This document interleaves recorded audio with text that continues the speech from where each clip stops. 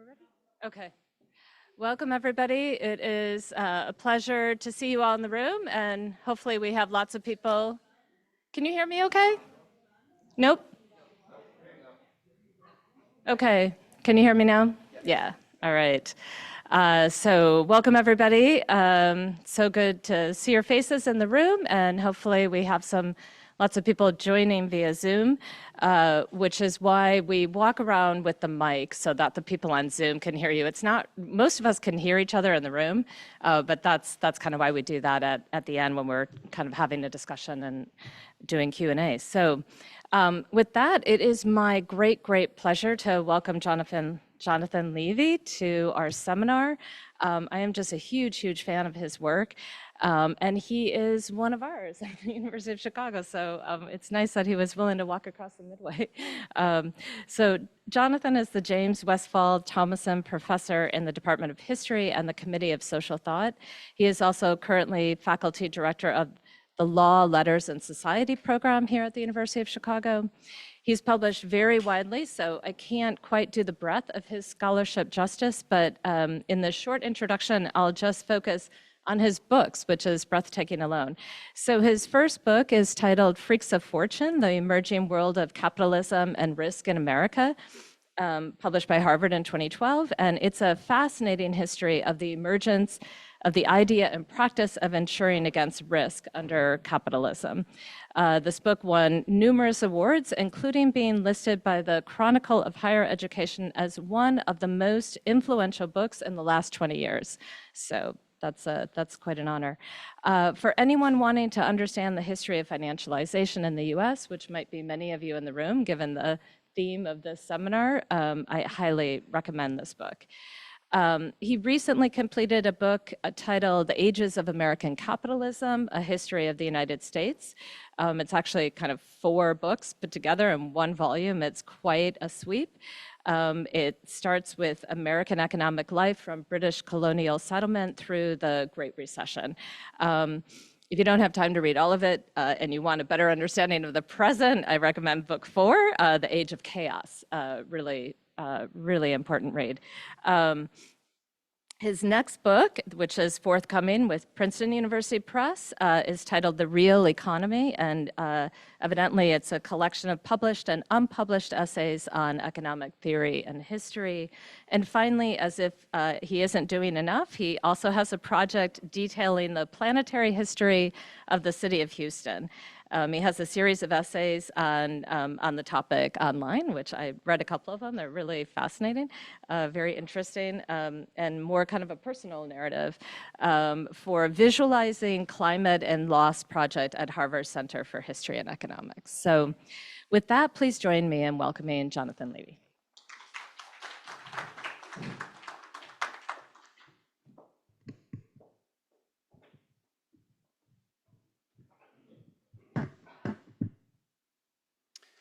Well, good afternoon. Thank you very much for the introduction. It's a pleasure and an honor to be speaking with you. I'd just like to begin by noting that one of the topics I'm going to partly be addressing, which is nonprofits, the nonprofit sector.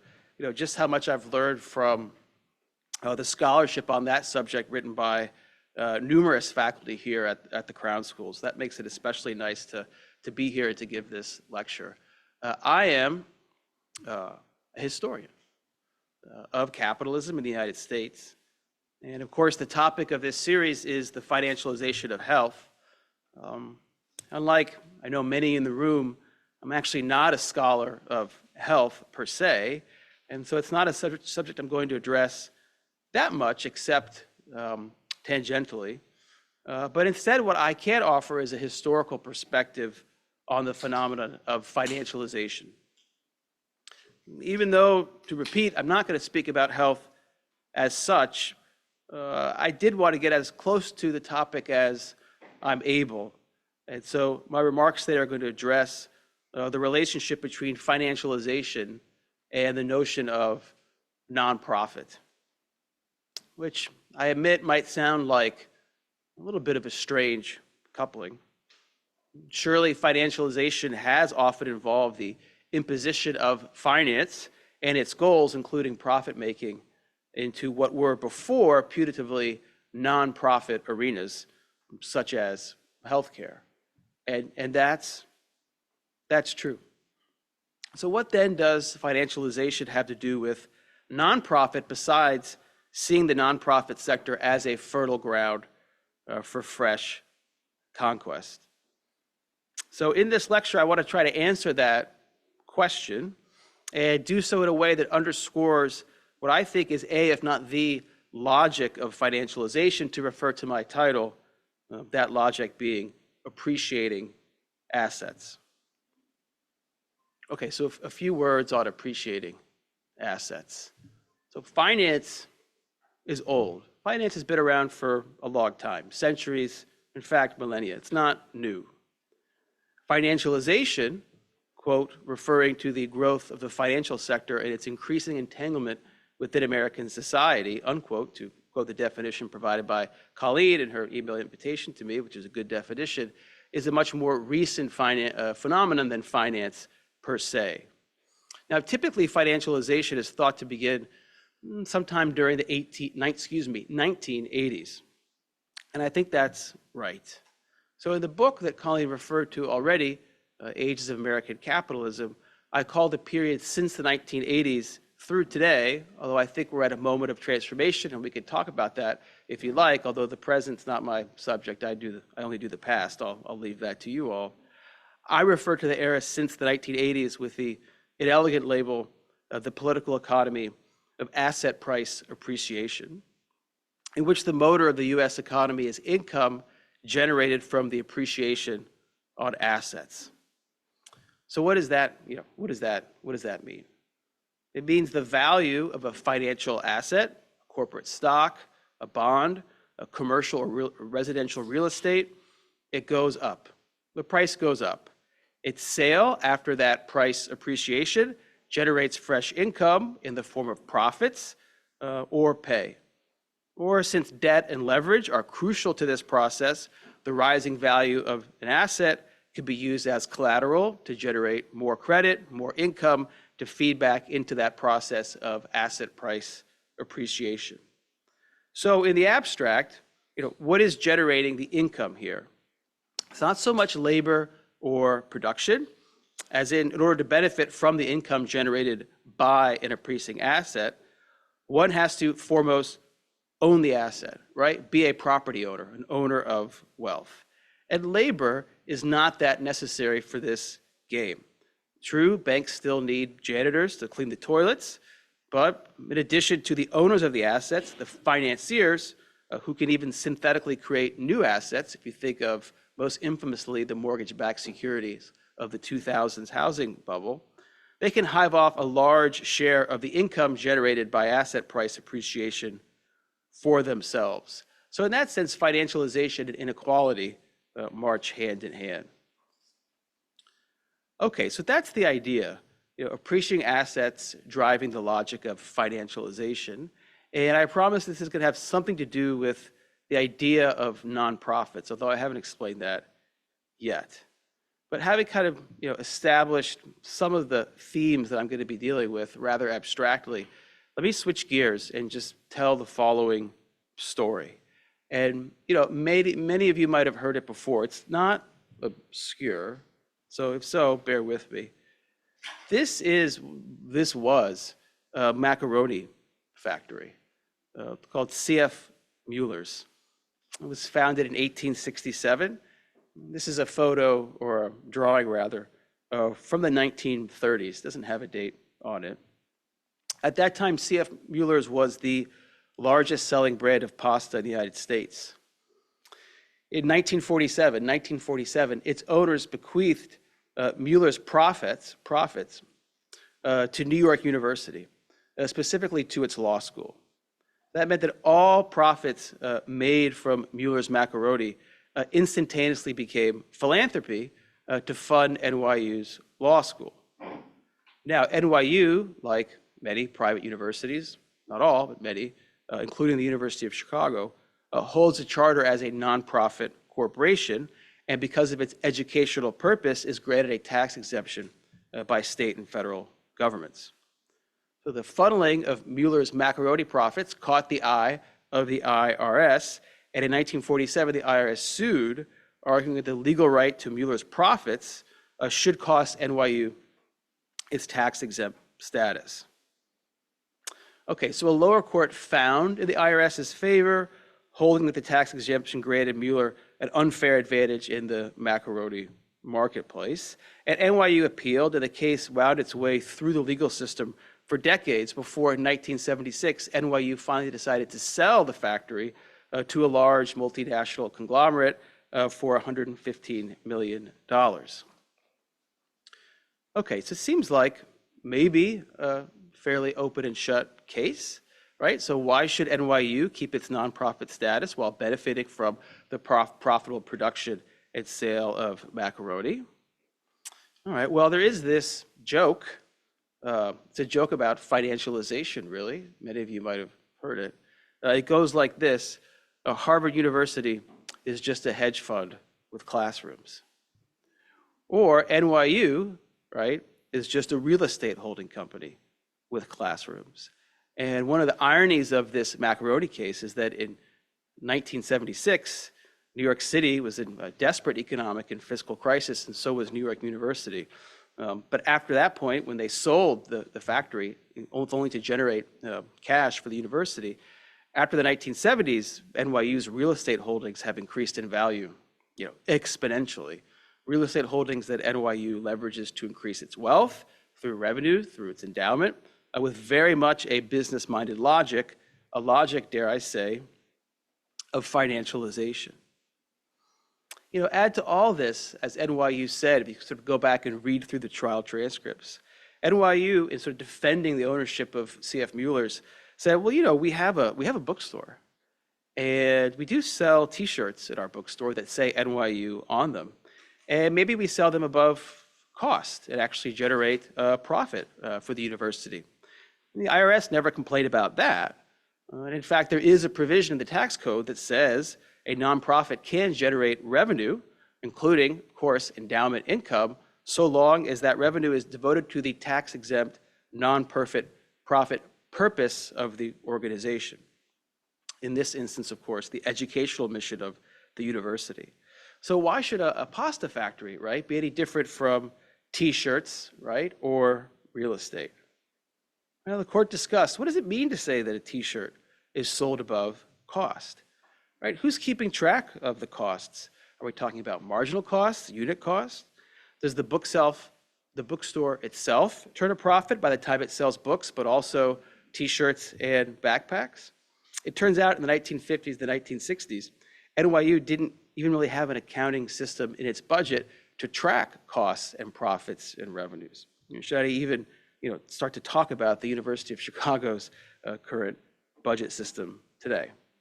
All right, so are we using, these questions again were put to NYU in the 1950s, it's still to us today.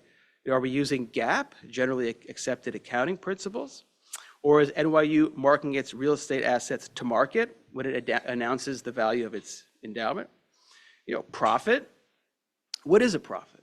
Is it an operating ratio with respect to revenues or relationships to costs? A return on fixed capital investment? If that's the case, how should universities depreciate their fixed cost? Or, simply to go back to appreciating assets, is profit just simply a return on equity? So the questions start to pile up, at least they do in my opinion, and it starts to begin to seem quite hard to distinguish a for-profit from a non-profit corporate activity. Is it just that public corporations have stockholders that the corporations pay dividends to from their profits, whatever those might be, and that nonprofits, they don't have stockholders? Is that just the distinction? Well, nonprofits do have boards like public for-profit corporations. And also recently, given the rise of the private equity industry, financial funds that buy publicly listed corporations and make them private, and I think Jerry Davis was here talking about precisely this phenomenon. It's the case that fewer and fewer for-profit corporations are actually publicly listed corporations with stockholders that they have fiduciary obligations to. Speaking of private equity, in 2022, Larry Fink, the founder of BlackRock, which is the largest financial asset manager in the world, has $9 trillion of assets under their financial management, wrote for-profit corporations should not only make profits, but have, quote, a positive impact on society. And that sounds a lot like a nonprofit value he's referring to. Okay, so if you drill down, the for-profit, nonprofit distinction that putatively organizes business, enterprise, capitalism in this country, determining what kinds of activity belongs inside of it, outside of it, it could start to slip through one's fingers. Okay, so what I want to do now in the next section of the talk is to go back to the beginning. Well, not the beginning, because if you go back to the beginning, there's just another beginning, and then we'll be here all day. I'm going to go back to a very important moment, shall we say, that establishes where a binary of for-profit and nonprofit, that distinction, when and where it came from, and then bring the story back to that post-World War II period, that era of that NYU case, and then bring it up to the present and try to explain how this history offers us some, I think, unique perspective on the post-1980s era of financialization proper. Okay? Okay. So the for-profit, nonprofit corporate binary comes from the late 19th century. And I want to talk about that. Let me add, this is a very American story. It looks different in other countries, and we can talk about that if you like, but let me tell the American version of this. This is Tom Scott, one of the great kind of Gilded Age era businessmen. He was an executive, eventually the president of the Pennsylvania Railroad Corporation. The Pennsylvania Railroad, from 1850, 1890, kind of his day, was by any measure the largest corporation in the world. It was first chartered into existence by a special act of the state of Pennsylvania in 1846. This is the first page of the charter, just tells the names of the incorporators. So American corporations were first born as mixed private-public entities that were creatures of the state. So a corporation was legally an artificial person, but it was also, ever since ancient Rome, a grant of state sovereignty. At least that was the grant theory of corporate personality that was in currency at the time of the American Revolution. Other theories, but the grant theory was the most prominent. That's why in colonial North America, before the Revolution, only the English monarch could charter corporations. Like, say, this you can't probably read either, but they didn't have good handwriting. This is the original charter for the Massachusetts Bay Colony. So corporations were artifacts of state sovereignty, and they're mixed public and private entities.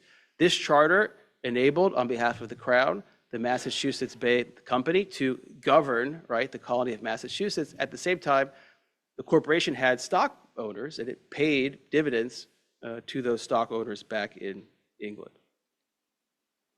After the American Revolution and the triumph of popular sovereignty, only state assemblies representing the people could grant corporate charters.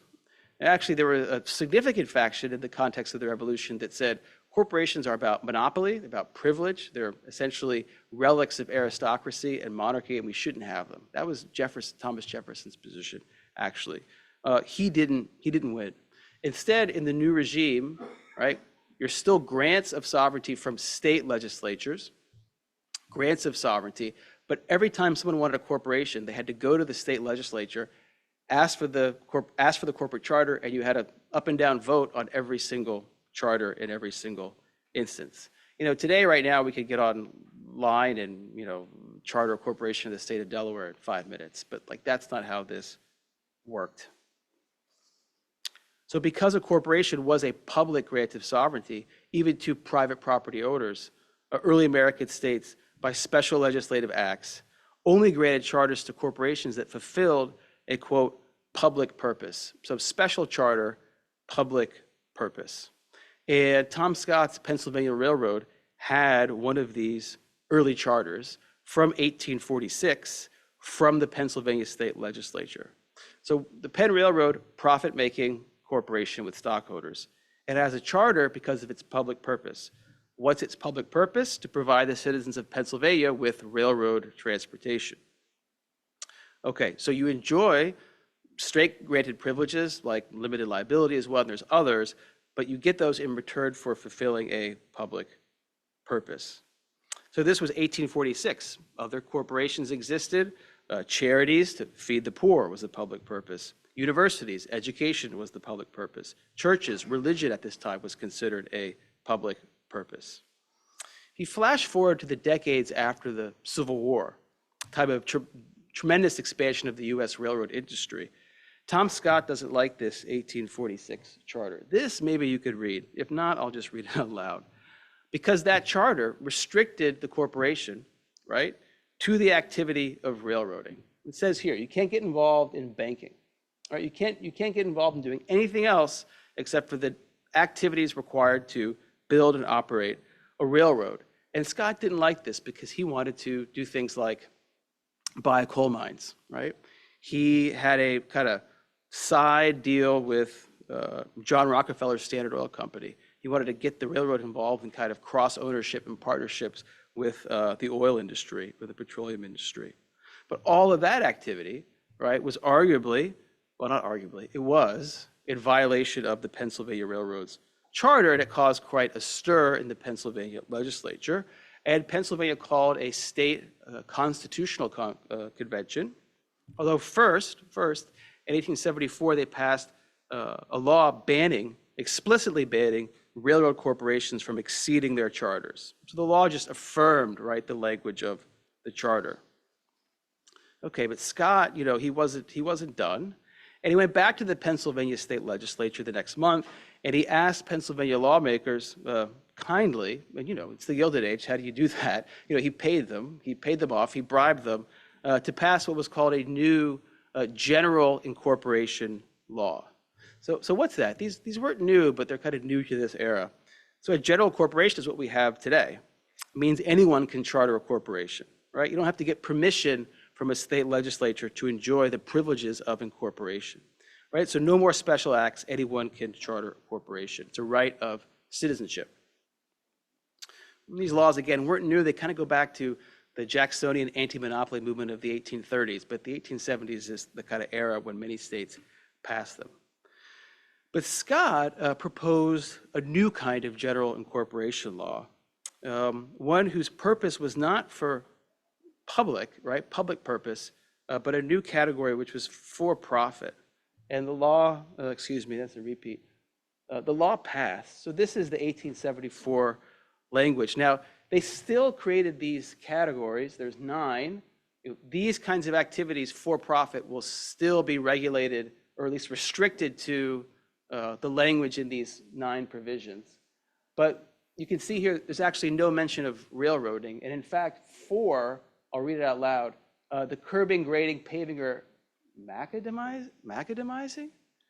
Anybody here a 19th century engineer? Can explain that term? Macadamizing? Construction and maintenance of any species of street, road, or highway, and the furnishing of the materials labor there. Construction of any species of road other than a railroad, right? So actually, railroad is explicitly excluded. What does that mean? It means the Pennsylvania Railroad just became a for-profit corporation, right? That's its legal classification. Perhaps one day, railroading. The next day, oil pipelines. The next day, coal mines. It sort of expands their venue of operations, and becoming classified as a for-profit, right? In a general incorporation context, the corporation was stripped of any, quote, public purpose, right? And therefore, through its charter, public accountability. Now, the state can still regulate these private entities. You can still regulate them, but you don't regulate them through the language of their charter, right? So it's a new kind of regulatory regime. Okay, Tom Scott, he's happy, right? He goes back to Philadelphia, he's done.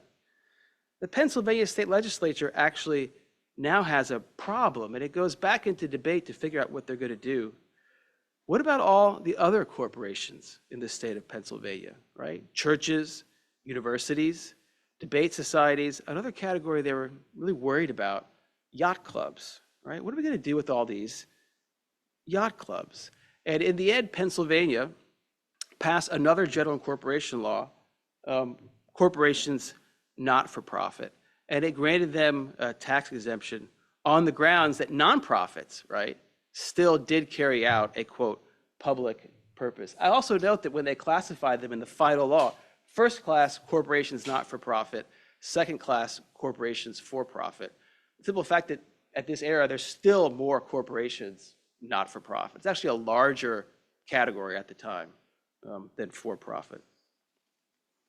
All right, this episode, from 1874, it's the first time I can find, I challenge you to find, but it's the first time I could find corporations being talked about classified this way, right? A hard binary. Either you're a for-profit or you're a not-for-profit.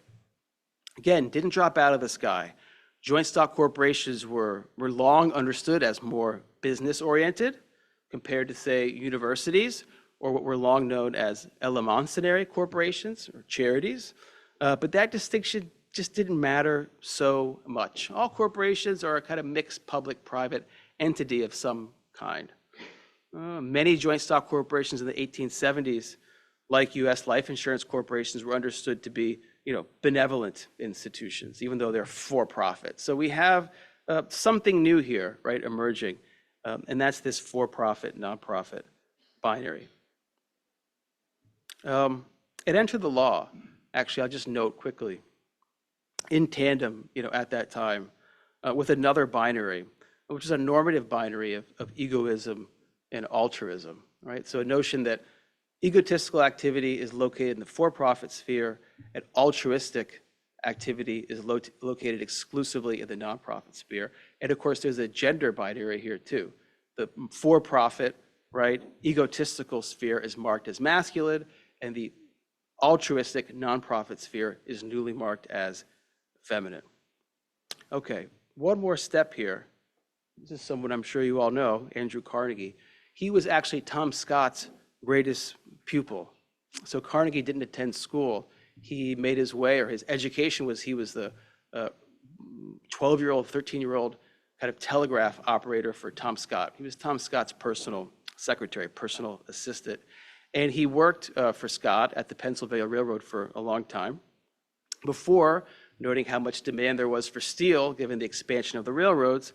Carnegie opened his own steel company, and he did quite well there, running the Carnegie Steel Company. For a long time, Carnegie and Rockefeller competed to be the richest man in the country. Carnegie adds a new kind of impetus here in the 1890s. Carnegie was a social Darwinist. He read Herbert Spencer, who was the most important social Darwinist, who drew this kind of notion of egotistical, altruistic motives out of Darwin's understanding of evolution. That was very much part of Carnegie's kind of intellectual worldview. And he newly created things like foundations, right? Another legal entity that actually hold and accumulate wealth. So the first step is the for-profit, nonprofit distinction. And the second step here, that becomes the creation of foundations like the Carnegie Foundation, also Rockefeller, that we're still familiar with today. Okay. Tom Scott himself actually didn't quite live long enough to see that world, although Scott did endow the Thomas A. Scott Professorship in Mathematics at the University of Pennsylvania 2 months before his death in 1888. But of course, we know Rockefeller founding bequest to a nonprofit corporation known as the University of Chicago in 1890.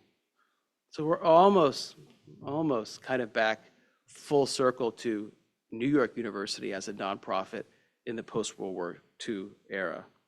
We just need to add a few more pieces to this puzzle. This is, or rather, let's see here. Okay. This is 501c classification. So the 1913 passage of the U.S. federal income tax really was first just a corporate income tax, then it became a personal income tax later.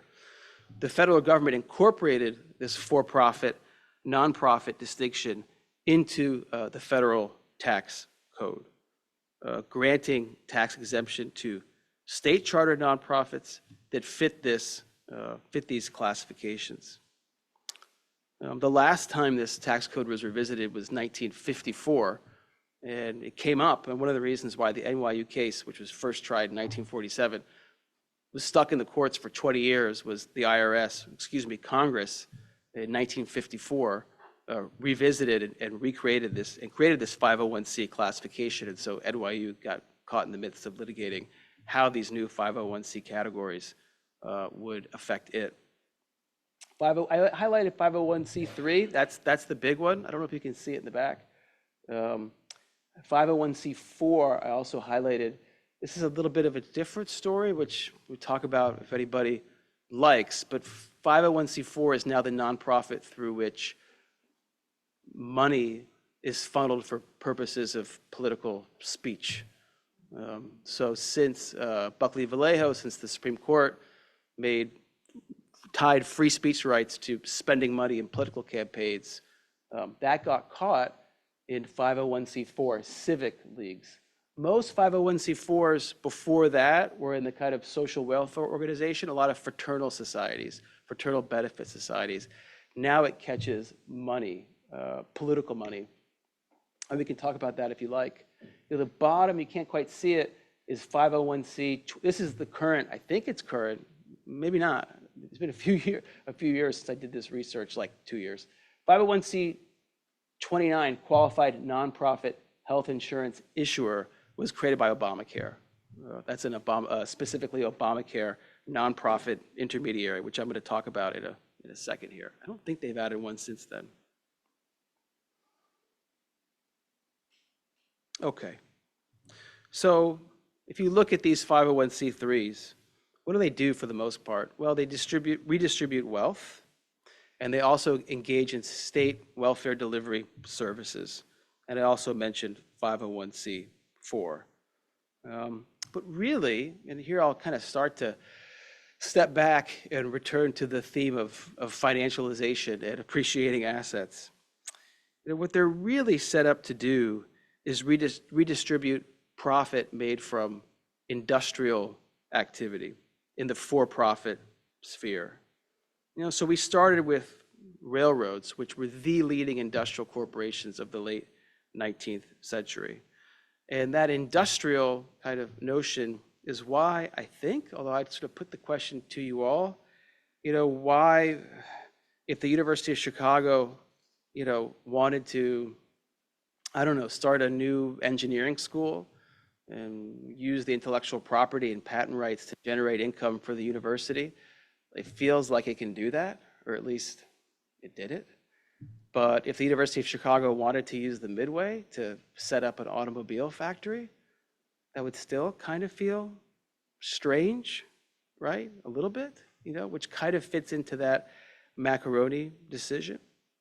So I said the for-profit, non-profit binary comes from the 1870s, from figuring out what to do with railroad corporations, which inherited a corporate regime that went back all the way back to Rome, to this grand theory of corporations, special acts, and public purpose.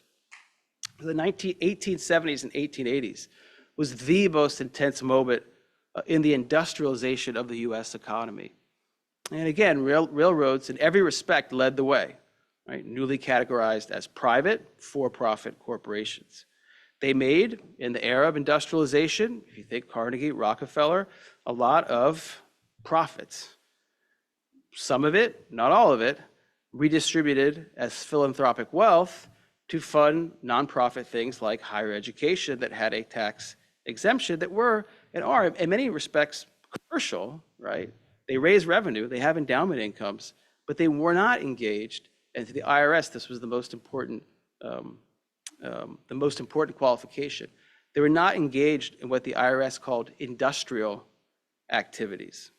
Right, industrial activities, right? So that for-profit, non-profit binary, it's stuck coming out of the 1870s. It gets written into the federal income tax code in 1913, again when it's revised in 1954. 1954 being, according to many metrics, like share of employment, share of profit making, share of the total capital stock, total wealth of the United States, really the high point of the industrial manufacturing economy in the United States. So Tom Scott's day in the 1870s, the rise of industry, and by 1976, when NYU sold its macaroni factory under pressure from IRS, industry was then declining, right, relative to the rise of a service-oriented economy, including financial services. All right, so the economic logic of industrialization as opposed to financialization was this, right? Industrialization meant depreciating assets, not appreciating assets, right? The central form of capital in the industrial era was this, right? The factory.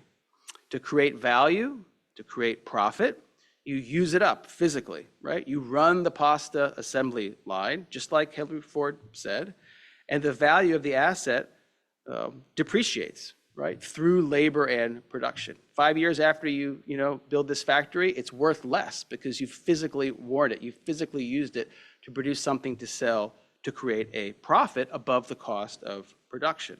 That's the economic logic of industrialization, right?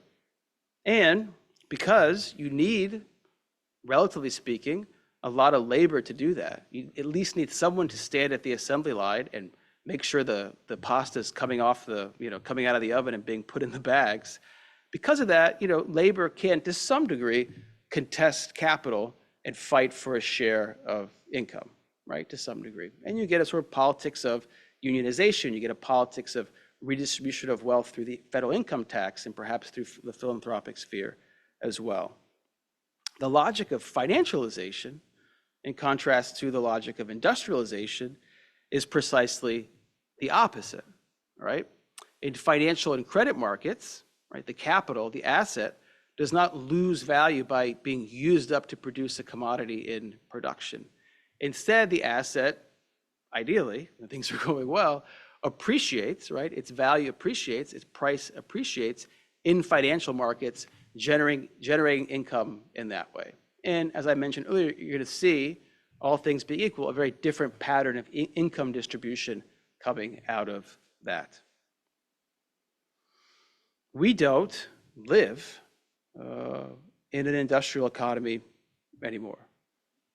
Industry is still important, manufacturing is still important, but its share of economic production, and also, it's kind of theme of the talk, just the way conceptually industrial activity created the kind of categories through which we make sense of the economy. It's not like that anymore. We do live in a financialized economy.